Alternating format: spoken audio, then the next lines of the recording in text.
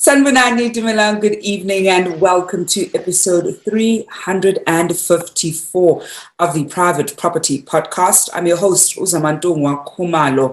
It's a bit of a rocky start this evening as we kickstart the Monday edition to all our new viewers who I know are not watching us on Instagram or on Facebook. We know that there's a global shutdown, if we could call it that, or that it's down. Facebook, Instagram, and WhatsApp are all down. And so I know many of you who tend to watch us on Facebook and Instagram currently do not have access to us. But if anything, all our YouTube viewers are able to watch us. And I know some of the top fan gang members on the other platforms are probably feeling it. They're already tweeting us saying that Facebook is down. How will they get their daily dose of the Private Property Podcast? Well, we're still here. The show always must continue. We even started a little late. It's almost as though there's just global go when it even comes to signal. But the show always needs to continue. And talking about the show continuing, of course, you can tune into incredible programs across Private Property's social media pages every single weekday at 8 p.m. As we kickstart Monday, you can catch Chad on the Home Shoppers Show, and he comes to your screens every Mondays and Fridays, where he brings us exquisite tours of incredible properties that you can find on www.privateproperty.co.za. Agriculture. And of course, on Wednesdays, Esther Clarkson brings you the First Time Home Buyer Show, where she's always in conversation with people who've not only walked that first time home buying journey, but have gone on to grow their property portfolios from strength to strength. Now, as many of you, competition, particularly on our Facebook page, the pinned post on our Facebook page, and every single weekday on the show right here with myself as Amandonga Khumalo, we've been announcing who the lucky winners were. Because we know that because we've now reached the big, bold target that we had set for ourselves, but we don't want to disadvantage anyone. So tomorrow, that's when we'll do the unveiling of who the potential lucky winner is, and really hope that they're going to be watching so that they can claim their prize. So because we know that we unfortunately won't be able to have many of you being able to, raise your hand if your name is called, we're going to move that over to tomorrow evening because we want to make sure that you are able to walk away with this cash prize. Well, this evening we're looking at something that we were meant to look at, if you remember, about 2 weeks ago, but I think, things being the way that they were, we had to move things a little bit. And of course, the conversation will still continue. We're looking at the Investor of the Year Awards. A conversation with us about this evening. I'm joined by Khali, who's a property entrepreneur, Shillyboy, Mothiba, who's a co-founder at Intergen, as well as Malapile, who's an intern real estate agent. And I'm going to go straight to my first guest. First, a good evening to all of my guests, and thank you so much for joining us on the show this evening. I want to start with you, Khali. I think for people who probably don't know what Investor of the Year Awards are, perhaps take us through what the Investor of the Year Awards are, what the aim for the awards, primarily is. Well, thank you very much for that, Zama. I'm super excited to be on the show. I've been looking forward to this. So Investor of the Year Award, or rather Property Investor of the Year Award, is an initiative that was started by our CEO, which is Andrew Walker, a few years ago. And this was kind of an initiative set out to reward and award individuals in the property space. So what would happen is that a lot of people would be kind of hesitant to maybe start their property journey because they're not entirely sure what they do of life, can actually end up being awarded for something that is amazing and being innovative in how they go onto their property journey. For example, the assumption is that you always have to be like a big developer or you have to have like a huge property portfolio, but you could literally have purchased your first property. And it's something as small as a cottage or a bachelor apartment or maybe, a 1 or 2 bedroom. But if you have an interesting way or an innovative way at which you acquired maybe the funds or an innovative way at which you structured it or any of those things, we are looking for people like that. And so how it happened, it was literally Andrew trying to give incentive and kind of motivate individuals who have come across hurdles and overcome them and been like, you did an amazing job. And for that, actually, you should be awarded for that. And I think, Khali, I think one of the realities with property is there are many, I always say there are many challenges and barriers, but there are also many wins for people who, opt to take the property route. And I'm keen to hear from, Intergen is one of the sponsors for and I think the role that you see yourselves playing, being one of the partners who are going to be pulling off the awards. Thank you so much, Zama. And like Khali, I'm very excited to be back on this show. I think as Intergen, we are proud to be associated with this brilliant, innovative solution to the challenges that the countries face. I mean, we're speaking about youth unemployment, high youth unemployment. And earlier on, Khali mentioned that you actually don't need to be a big shot to be playing in the property space. And I think this is where we are passionate about to say, getting into the space, using other people's money, others starting as sourcing agents. So being part of the awards, we actually get to see individuals, particularly youth, which is where we are actually excited about, where we're seeing them being creative. Like Khali said, how are they structuring these deals? How creatively do they actually structure these deals and using other people's money? And how they optimize financing structuring? And which is where, as Intergen, you will know that and tax and legal planning within property space. So those are some of the things that we actually look into and actually also empower through the feedbacks that we give the guys who enter for these awards, and we give them feedback to say, listen, be on a lookout on this and this, be on a lookout on this. How did you actually resolve these challenges, particularly on structuring? How do you preserve this wealth? And I'll tell you one thing that we are also more passionate about it, that we speak a lot of financial inclusion, but what does financial inclusion means? And through this process of the awards, as people enter these awards, these are some of the things we actually iron out to say, do you understand the responsibilities as a director? For that matter, as a property investor, you might be buying using a company, but do you understand the responsibility of being a director?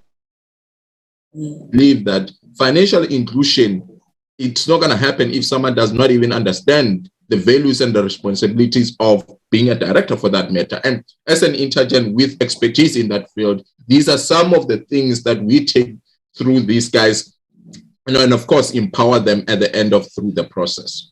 And I think, Shillyboy, when you talk about the young people, particularly those, of course, who've entered the awards and the different deals that they've structured, I want to bring Ben Malapile, who's an intern real estate agent, of course, one of the young people who have entered the awards, and I'm sure also waiting with bated breath for later on in the year when the awards happen, to see whether he's going to walk away with the prize. But before we even get to that, Ben, I think perhaps share with us the deals that you entered for the awards.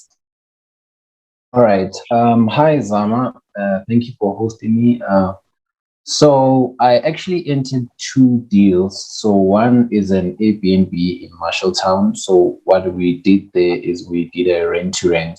So we rented from a landlord, and then it's not like selling onions at the corner. I mean, if you to do that, all you have to do is buy onions, get a corner and sell. But now with property, there's a lot that goes into, as young people, and education about these things.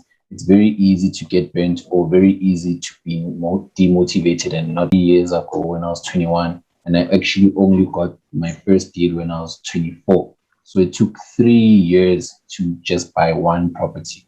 So that's just an example of how tough it is. And I mean, I was on it every day, like, what Shillyboy mentioned, structuring and asset protection and asset preservation. I was studying those things day in and day out, even without owning a single piece of property, because I knew that I want to do this for the long term, for a full generation, and pass it on to future generations to come. So in order for me to do that, I mean, I need a wealth of knowledge and professionals like Shillyboy to help us guide which entities to use, which entities not to use. I mean, I might be confusing other young people talking about all of this, but yes, that's property, and that's how it's done. And of course, if you're joining us this evening, I am in conversation with Khali, Masoonane, Ben, Malapile, and Shillyboy, Mothiba, as we look at the Investor of the Year awards and championing the youth. I know that many of you at home who typically would be watching us, whether it's on Facebook or on Instagram, don't have access to us this evening. We're only coming to you on YouTube because the other platforms are unfortunately down. I know that many of you are already having withdrawal symptoms. I've been seeing the tweets that you've been sending through to us. So you're very likely going to be catching up with this conversation on the other platforms later on. But Shillyboy, I want to bring you in. I think, Ben touched on, of course, what he's learned along his property journey. Perhaps share with us some of the mistakes that young people in particular tend to make when we look at their property journey. And I already started, touching on some of them. But I think for those who are either about to get into real estate or those who are sometimes even in, because I think the reality is even when we're in real estate, there's still mistakes that we make along the way. Perhaps share with us just some common mistakes that you find particularly people making along their property journey. Yeah, look, I think rather we look at what needs to be done because reading, and I like that. I must say, great work, Ben. And I think every young person that is actually watching this should be learning that they need to invest in knowledge. But another thing that I want to take away and kind of say, it's actually not tough to enter into a property space. And it's just a mere lack of consolidated and filtered information that is readily available for anyone who enter the space. And I think the likes of Ben and the likes of the young people that might be watching this, they're actually privileged because, I mean, if I recall in my youth when we tried to enter the space, the ecosystem like SAPEN and Investor of the Year awards, the TPA, property academies, they were not there. You made these mistakes, you rush into the things, you do not understand the legalities. And like now I'm trying to answer your questions, Zama, because there's emotions involved. You wanna feel like you're a property investor. You want that big deal. You wanna tell people that I bought my property, and you end up overpaying for that matter. And one of those things is also because you don't know that for you to actually even buy that particular property, you need to confirm these values of properties. You might be using places like TPN, Livestone Report. And for that matter, you don't even have the coach, the likes of Andrews, who holds your hands and show you that this is how you negotiate. This is the due diligence, the OTP for that matter, how to structure the OTP, which is where the likes of Intergen comes into place to say, okay, this is how you sign OTP. You shouldn't just take the OTP that you are given and say, listen, here's the OTP, you need to sign it. No, negotiate OTP is not a standard. Those are some of the mistakes that someone who's impatient, who wants to get into the game of property, they tend to make. They tend to overlook small things like that, and they come back, they buy themselves, they bite you, by the way. So I think for me, it would be that, listen, invest in education, surround yourself in platforms like private property, webinars like this, invest in, there's so much YouTube channels these days that you can actually consume that information and empower yourself so that you don't make these mistakes. And Khali, I want to bring you in. When we look at the awards, perhaps take us through what some of the categories are and how people at home who may want to join, whether or even attend, how they can go about doing so. Thank you very much for that. With regards to attendance, it's going to be a hybrid. So we're going to have partly live and then we're going to have partly online. So in order for you to buy your tickets online or live, you would need to go to the SAPEN website, which is www.sapen.com. And then with regards to entering, unfortunately, the entries are closed for potential entrants or people who wanted to enter. But, it's a yearly thing. So please, you can absolutely enter next year. But unfortunately, the entries are closed with regards to that. Now we're just literally finalizing the finalists for the actual event that's going to be in November. And in terms of the deals, so as I stated, like anybody could enter. You could have a bachelor apartment and you would have been liable to enter. There wasn't a specific criteria to say, oh, only these people with X amount of, properties are allowed to enter. But we do have a judging that does separate. So it's kind of like you separate the newbies, intermediate, and the large scale. So I think it would be a bit disheartening if you were competing against somebody who bought a block of flats and you just bought a 2-bedroom apartment. So there is categories. However, in terms of entry, anybody could have entered. Unfortunately, right now, the entries have closed. And, before we wrap up, I'm going to do a quick round with all of my guests in terms of tips for young people who want to get into real estate. Let me start with you, Khali. I mean, any tip, and it could even be one tip that you'd like to share with young people who are either looking to get into real estate or, of course, are already in real estate and probably looking to grow and expand their property business. The one fundamental one is that you need a network. You need a network.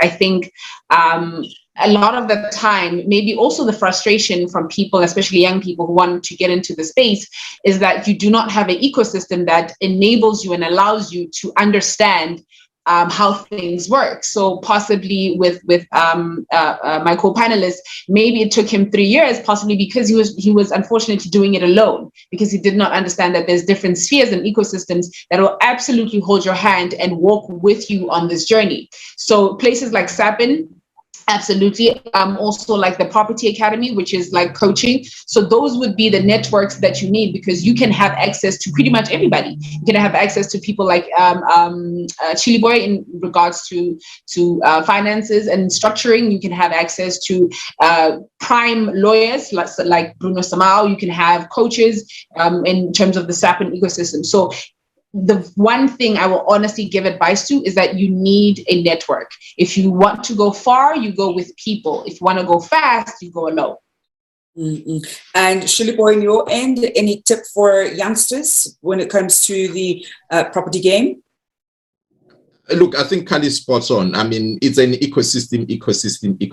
And within that, it's also pointless for you to be belonging to ecosystem, but at the end of the day, you don't execute, because if you don't execute and you've got cold feet, you actually might belong to ecosystem for the next 15 years, but you haven't achieved anything. Pull a trigger. You're gonna make mistakes, but you learn from there. But by virtue of you having been within the ecosystem and having assembled a team, like Khali said, having the right immune provided within the ecosystem, you're on the right track. And Ben, I think I deliberately wanted to end off with the youngster. Any tip from your end for fellow young people when it comes to the real estate game? Well, the more you learn, the more you earn. So, think about, let's say, for whatever profession, let's say you want to be a lawyer like Shillyboy. You go to law school for 4 years, then after 4 years, then you start with your articles, and then you get a meeting as an attorney. I'd say the process is also the same if you want to be a professional real estate investor. First, go to your SAPIN, go to your Property Academy, slowly graduate from there to now owning your own portfolio. Because if you jump the education phase, there's a huge possibility that you'll only be able to buy 1 or 2 properties in your lifetime. But if you invest in the education, then you can be the next Andrew Walker and have over 500 deals in your lifetime. So yes, that's my piece of advice. The more you learn, the more you earn. And that's actually such a great note to leave it on. I think as young people, I started property myself, and I'm still young. I'm still classified as youth in this country. I can certainly attest to there are different things that we can learn, and something like the podcast definitely does make it easier for you to get as much knowledge. You go to privateproperty.co.za and get exposed to different kinds of facts that help you along your journey. But I will say it's not easy. I think, property is a very difficult game to get into. The barrier of entry is quite intense, especially depending on what exactly it is that you're trying to do. So even as you learn as much as you can, do cut yourself a bit of slack, because it's a long journey. And when you take a long-term view when it comes to property, it certainly does make it easier. And it's unfortunate that it's not like other asset classes or any kind of work where, you make money easily and quickly and you kind of go to the next one. So do take a long-term view. It has a way of down. Of course, one of the biggest tech giants experiencing an outage there, not having access to Instagram, to WhatsApp and Facebook. So because we've been running that exciting competition on our Facebook page, we will be back with it tomorrow though, and announcing who the lucky winner of that prize is. I think we're just going to roll it over, right? We're going to add that 500 rands for tomorrow, and whoever's going to walk away with the cash tomorrow is going to have plus 100 rands because we unfortunately couldn't announce the winner this evening. Well, that's it from myself. Khumalo here on the Private Property Podcast. I'll be back on your screens tomorrow evening at 7 p.m. You can catch Chad on the Home Shoppers Show later this evening at 8 p.m. Until then, hoping you're staying home and staying safe.